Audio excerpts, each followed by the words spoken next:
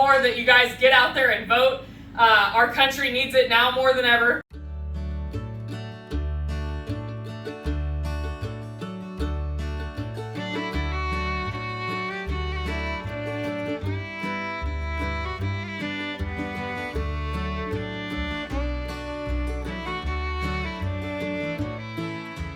Good morning, you guys, and welcome back to Kirshner FarmStead. If you're new to our channel, my name is Kirsty, and it is super early Tuesday morning, and I am up making an election cake because I really wanted to get a video out today for you guys.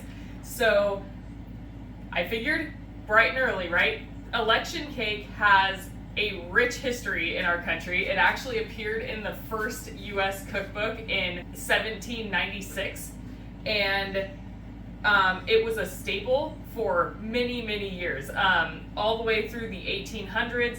It became a way for women to influence votes in a way, because they would make election cakes and then they would actually give out the cake to men, voters, who would vote for who they wanted them to vote for.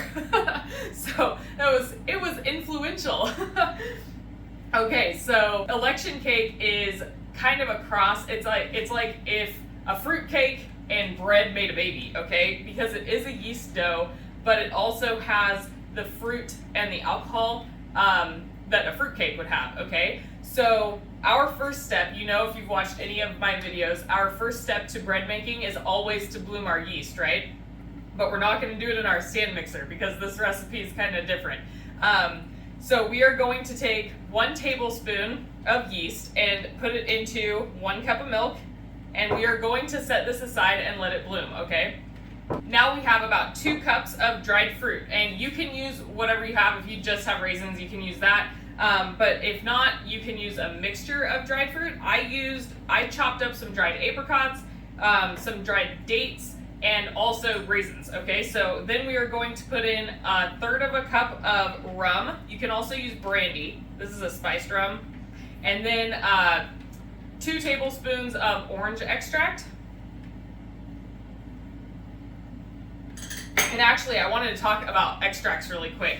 I made a bunch of citrus extracts about 2 years ago, and this is my navel orange extract, and it smells so good. It's so easy, you guys.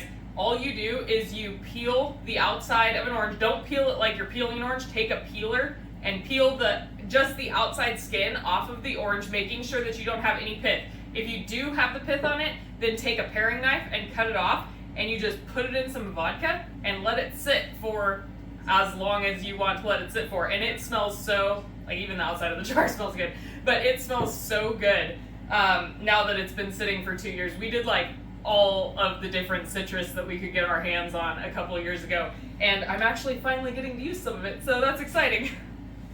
All right, you guys, our yeast has proofed, and we are ready to start the creaming process. I know, it's totally backwards, but that's okay. So we're going to take 1 stick of butter and put it in the bowl of our stand mixer, and add 3/4 of a cup of brown sugar.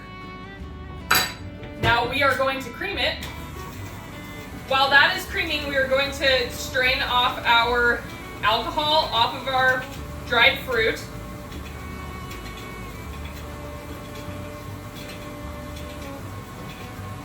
And we're going to pour the alcohol into the batter. And of course, reserve the fruit for later. Whew, nothing like smelling rum in the morning, you guys. Now we are going to add 2 eggs into our butter mixture. Okay, now we are going to trade out our paddle attachment for our dough hook. And we are going to alternate adding our milk, yeast mixture, and our flour. Okay, so we're going to add half of our flour first. Remember, start it slow or it'll blast flour all over you, okay?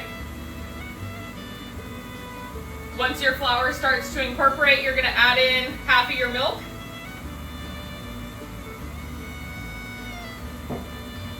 And then you're going to add in the other half of your flour. And the final half of your milk.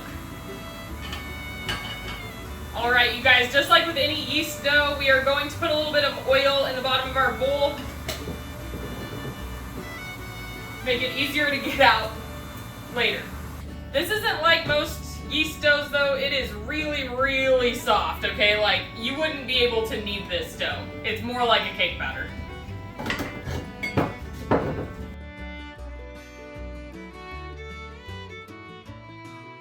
All right, you guys, now we are going to get this into our proofer in our oven. If you don't have an oven proofer, you can just lay a damp towel over the top of your bowl and let it sit until it's doubled in size. All right, we'll be back as soon as that's done. Okay, you guys, so our cake is almost done proofing, and I am going to show you a really easy way to butter a bundt pan without getting your hands covered in butter, okay? So you're gonna take about a tablespoon to 2 tablespoons of butter and put it on a paper towel, and you're going to rub the paper towel all over the bundt pan, okay? It's really important to get the butter into all the crevices of the pan because that's where the cakes really like to stick. And then you won't be able to get it out. Or when you do get it out, they'll tear.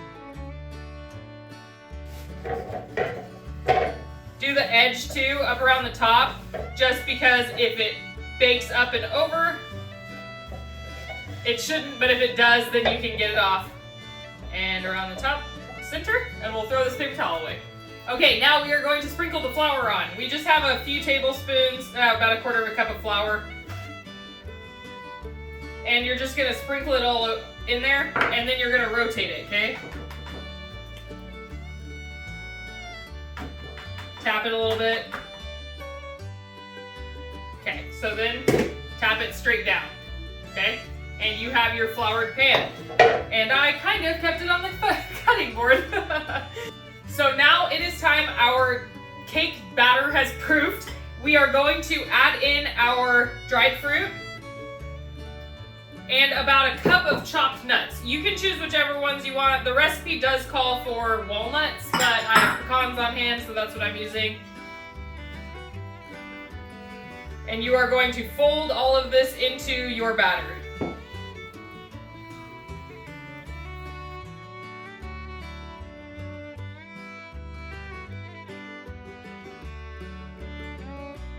The election cake really did become popular in Hartford, Connecticut. So if you see the recipes online, a lot of them say Hartford election cake, and that's why. All right, we're gonna get this into our bundt pan, and we're going to kind of spoon it around.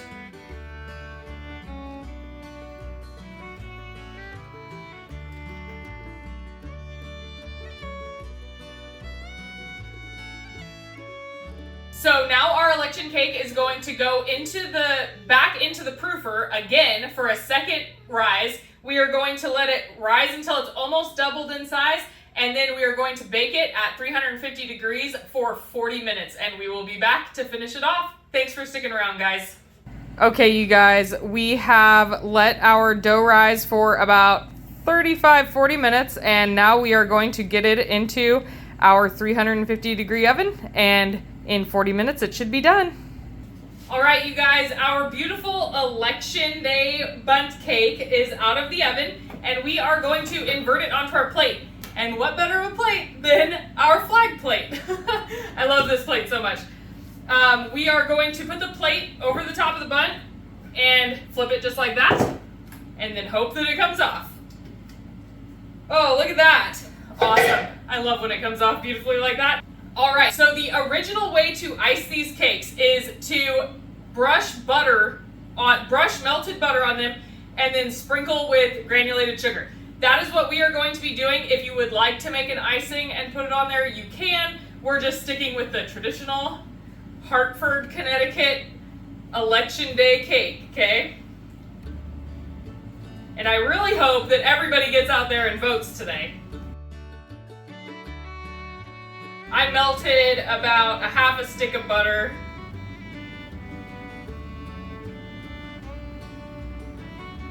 This is not an exact recipe. You just brush it all till it's covered. Probably just drizzle the rest on there because there was only like a tablespoon left. All right, so get that on there.